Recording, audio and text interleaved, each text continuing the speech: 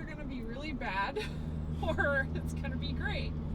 And when I took it off, the hood and both the bumpers were full Bondo.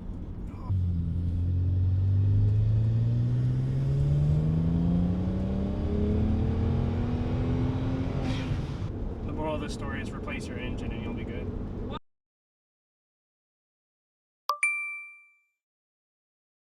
Why don't you tell me about the story of the car? So, Okay. Did you buy it with the intent of N54 swapping it? Or did that come up because... No, I bought it with the swap. Oh, okay. Yeah. So you were telling me the story of what the guy did to swap it. Yeah, so... Okay, that's I got good. this on Cars and Bids, and it's my first BMW. That's a story, okay. So, I've driven plenty of BMWs. I actually, learned how to drive on a 2008 5 Series. There's a 528i. Love it. And I loved it, of course, but I was, really young, so, of course, anyone's gonna love that. So this era particularly, right here. yeah, is just special to me because of that. And it came up, I wanted a wagon forever, and I'm like, I don't want to buy something like that sight unseen, but because you never know what you're gonna get, right?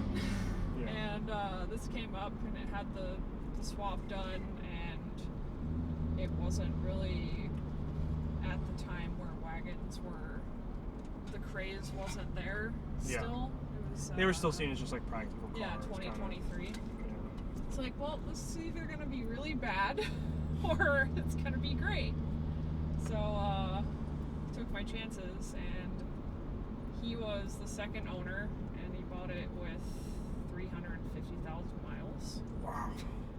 From the original owner. So it lived its whole life from new in Illinois, and I guess the guy just drove it everywhere. And I don't know if the motor was blown when he bought it, but nice. I don't know. So then he bought that salvaged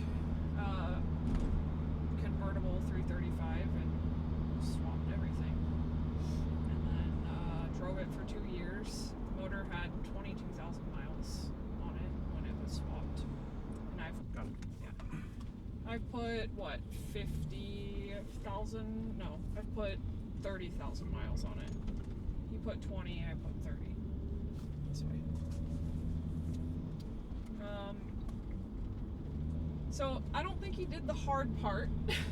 So I have done. That's funny to hear. A lot. I definitely this could have been way worse. Sure. It could have been so bad. Yeah, go for it. And it's pretty good considering. I'm sure you've seen your share of just disaster projects, and it ran. It never has left me stranded. And pretty much since then, every oil leak has been sealed, and gasket and hose and everything at this point has almost been replaced, which has been a process. The rear main seal was done. Oh, that's good. Yeah, it's I need to make a checklist at this point. Let's see, we've done the valve cover and the gasket twice. Hopefully this one is gonna stay intact for a while. And it had a matte black wrap when I got it that basically rotted in the sun, it seemed. And I've dealt with that for I don't know, a year and a half. And when I took it off, the hood and both the bumpers were full Bondo. Oh man. Because they're the LCI facelift panels, and kind of suspected that would be the case. But yeah, it was a nightmare, from my worst nightmare, because I work in, with paint. So I was just wow, this is really bad. So I I got the bumpers painted and the hood painted. The rest of the paint is original, and it's all great, so that's good. And I still need a hood because the Bondo it's just never gonna be right. Right. So, that's that. It was very suspicious. I got pulled over a lot when I had that wrap, so I'm glad that it's gone. Because I had 5% windshield also. Oh my goodness. Yeah. Let's see, what else have I done? Oh, it has a limited slip that we put in. Oh, that's awesome. Around Christmas time. So that's been relearning how to drive my own car, pretty much. The turn-in is great with it. Yeah, it's I mean, obviously great. I'm not pushing it by any means, but like, it feels great. The rotation's so low to the ground. I love the balance of it. Yeah, we corner balanced it a week ago. Wow. And it's like literally almost perfect. Every freaking wheel feels like it's gripping the ground. Yeah, and it's on all seasons. Yeah. So like you gotta. I couldn't hand imagine. it to it. I can't imagine what this would drive like with some summers or just taking it on the track. Yeah. So let's split we were talking about a little bit of mods and maintenance. Mm-hmm. Let's focus on the mods now. Tell me more about all that you've done, because you mentioned the Ohlins. Yeah. I saw that the wheels are these Apexes or are these they're competition M3 wheels? They can't think. They're not Apexes. They are VMRs. Okay. They're the 710s, not the flow form. Okay. So they are pretty close to the competition M wheels. I would like to get real ones if I can find them. That boost is insane. So those, and it's got. We just did the intake relocation, so the boost hoses were being pulled off. Oh my god. Because they're just, put in the most ridiculous places in the engine. And so I would have my boost hose just decide it's going to come off when it felt like it, because the bigger intake would pull, because they just like sit in there. Okay. So that's sounds really great. Yeah, no, I can definitely tell. And it's got a upgraded oil cooler and thermostat with AN fittings and lines, so that's keeping oil from leaking as well. We'll see how long that lasts. What else? It has B58 coils, which has helped with the misfires a lot. Had some boost cut, I think, that just it would throw all these misfires and go into limp mode. Mm-hmm. So any N54 owners with that issue, I highly recommend doing that. Is there any difference in cost in those, or are they about the same? I mean, it's not noticeable enough that it wouldn't be worth it. It's maybe $100 more of an investment, but they also are bolted, so that's really nice, because in the N54 they just sit in there, and if you have mods, it gets hot and they can pop out on their own. Jeez. Okay. So I did not know that. the boots swell, and then they just kind of eject themselves, and that's very scary, because you're like, why is my engine shaking? So it's definitely worth it. They're really nice, and it's eliminated that problem. I have an upgraded low pressure fuel pump as well. That has helped with that. God, it is so planted. This is phenomenal. It's great. I mean, I don't expect a 3 Series wagon to be like flopping around, but No. like, I don't have a point of reference in this car. Like, Yeah. it's so flat. Well, the open diff I wish you could have driven it, honestly, before. I mean, my anyway, 1 Series would but- probably be very similar, because it is an open diff, but Yeah. that one's, again, that balance is so tight. It's a little bit smaller, narrower, 50-50 weight distribution. Like, Yeah, those cars are great. it really doesn't have much slop in it. I mean, I know you can get it much tighter. But what about injectors and like plugs? I'm sure you're on much colder plugs. And yeah, we're on the I think 2-step or 1-step colder. I don't know which ones they are. They're the NGK. I have the B58 ones, but I haven't put them in yet because everything else that is decided to happen in the last 2 months has just been back burner. So I'll update you on that difference. Let's see. High pressure fuel pump or injectors? Anything done there? I haven't done either of those. I haven't really seen the need to yet. I was looking into the high pressure, but my low pressure and the coils fixed the issue that I was having. So I don't know. Mm-hmm. Haven't really seen any reason to yet. What other handling mods? Any spacers, brake upgrades, No strut spacers. braces? Nope. We just ordered the sway bar from the M3, so we're gonna put that on because it just has 335 sway bar. I think that's gonna make a huge Continue difference. straight? You go left. Left. But yeah, they're stock 335 brakes. They work. Yeah. Done brake pads. 135 guys, they swapped to 335s because the ceramic pistons break. Yeah, they're nice. No spacers, which is good. I would change the offset of the wheels slightly. It's just kind of a little bit off, but the fitment it's pretty good. Wow. This is the same guy, right? Hmm? We just saw that guy, right? Yeah. Okay. He must be doing the same thing. Surprising how much grip I have. Yeah. It was rubbing pretty badly, so we're also testing that today, and it's passing so far.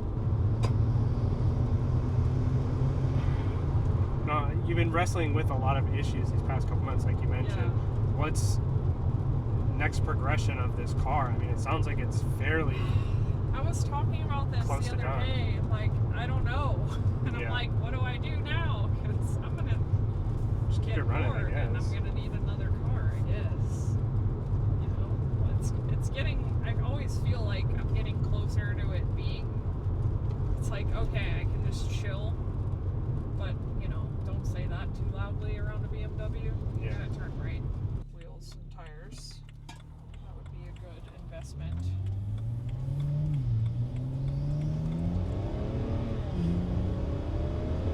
Oh my God.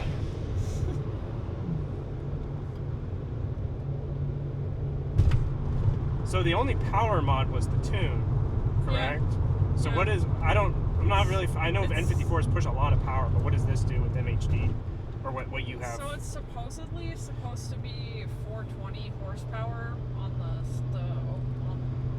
shelf tune, and torque is 400, I think. I don't know. I would love to get it dynoed. It doesn't, like, it's stock turbos, it's catless downpipes. It's got an intercooler, charge pipes, stock exhaust, which is nice because it's not super loud. Yeah. It's got a bigger radiator, oil cooler, and all that, and the intakes, of course, but nothing really like internally upgraded. Like, I don't know. So it'd be interesting to see. I think it's definitely got enough power. I don't know if I want it to be much faster, because then it'll just not be used, I think. It feels great. Yeah. I mean, I think, like you were saying, that update to the software will probably help smoothen that out. Mm-hmm. And I'm sure it just needs to learn everything. Yeah, for sure.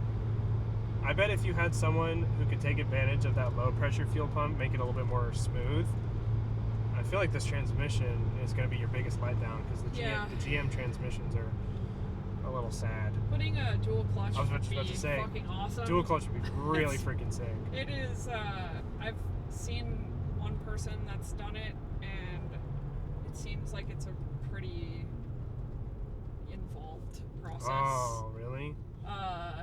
Yeah, which, I don't know, people kind of over-exaggerate on the internet also. That's fair. So, like, it's really going to come down to actually getting there and needing to do it. I've considered putting a manual in this, but I don't think it would be as fun. Not like daily driving it around here. So, I don't know. Dual clutch would be ideal, though, out of anything. Because this car would be insane. Yeah, you'd have the only 335 IS wagon. Yep. As far as I know, I don't know anyone who's done that. Not here. Just in Europe somewhere. There's Sure. that guy. Oh, yeah? And his makes like, I think it's like 800 horsepower. It's insane. N54s are insane. I would also like to run E85 in this, but I'm scared because I don't know what I'm gonna cause myself with doing that. Yeah. So that's a maybe. I know it's always sad to think about, but if you had to replace this, or maybe you kept it but got something new to do your daily driver function, what would replace this? I would love an E46 M3, like just a stock one. Yeah. Like, I don't think I would do anything to the engine. Like, I just love how they are as is. The suspension upgrade, that would be probably something I would do. And then if the subframe isn't done, then obviously that would be something to be done. But otherwise, like, the car is pretty perfect, just as is. I don't think I would get a wagon. They're not my favorite, and I would have to swap it. And that's an expensive thing to do. So I would like an E92 would be cool, but I feel like I'd be bored with that car because going from this to low end torque, I don't know if I could adjust to that. Oh, you mean an M3? Yeah. But, yeah, that would be fun. I want a coupe. I don't have any coupes. So, I think if I got another sedan, I'd be like, okay, really? Or a 1M. That would be sick. Yeah, that would be awesome. That does hit all your boxes. Yeah, it does. And you don't do anything to them. They're just perfect as they come. So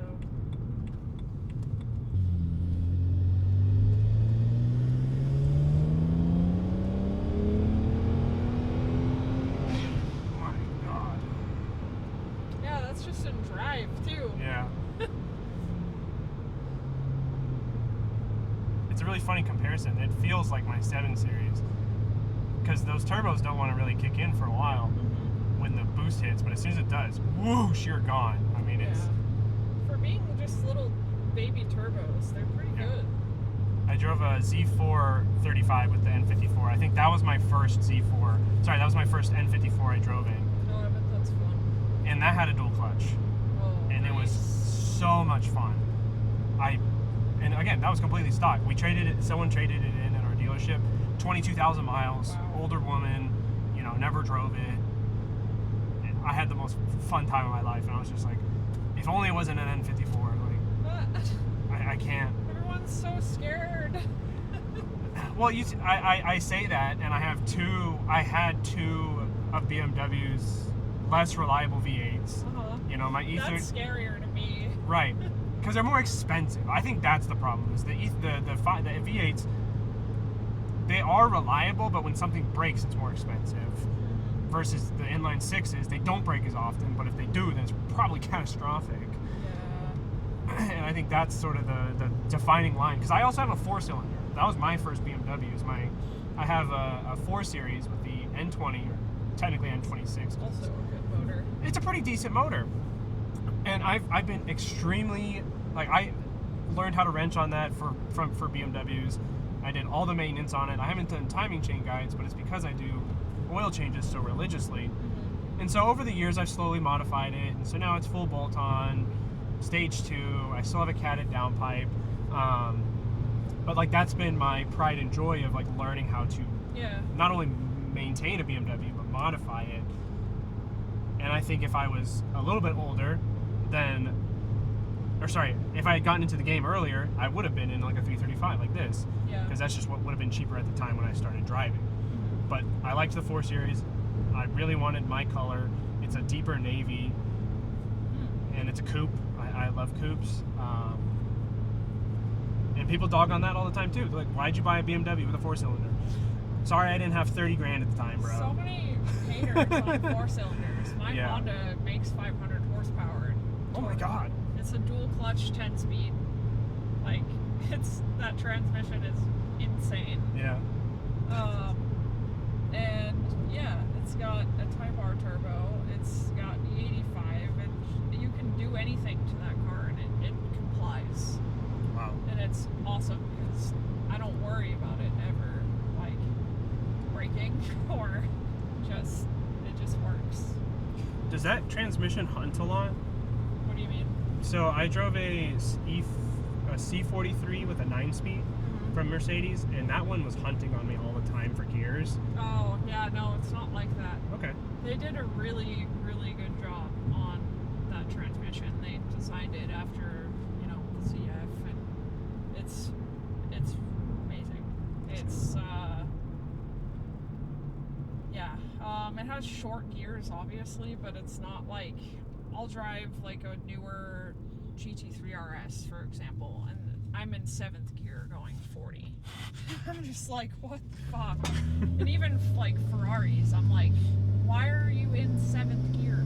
Yeah. It's annoying, and it sounds like silly. So I guess that's a really good word for hunting. Yeah. That makes sense. Yeah. I've never like thought of like the right way to describe that. Yeah, no, it's great. You should review it sometime. Be The another Honda? weird thing to add. Hey, I love all cars. It's called Euro Fever just because I have an affliction for BMWs, but I just did, I mean, if you don't want to call them European, the Jags technically are British. Yeah. I have a bunch of Lexus that I'm doing. What else is on the list? I mean, again, I'm looking for Genesis. I really want to review some Genesis. I want a G80, I want a G90, a GV, the SUVs are my stuff. This car went from leaking shit tons of oil fucking everywhere. That's what I got earlier. Oil everywhere. Now, it's pretty dry, so I'd say that's a win. So if you want to own an N54 car, just know you're replacing every fucking hose and gasket and your rear main seal, and you'll be fine. And switch to AN fittings absolutely anywhere that you can, because so far that's been great. The moral of the story is replace your engine and you'll be good. Well, Ship a Theseus suit.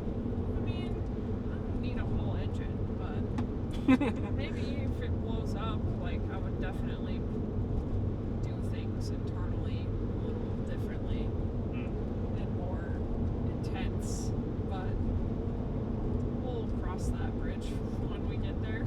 I think I would probably put the same motor in this car again. Yeah. It's a fitting engine. Yeah. I feel it this being BMW's first attempt at turbocharging a lot of their lineups, I think it's a good first attempt, and it just got better.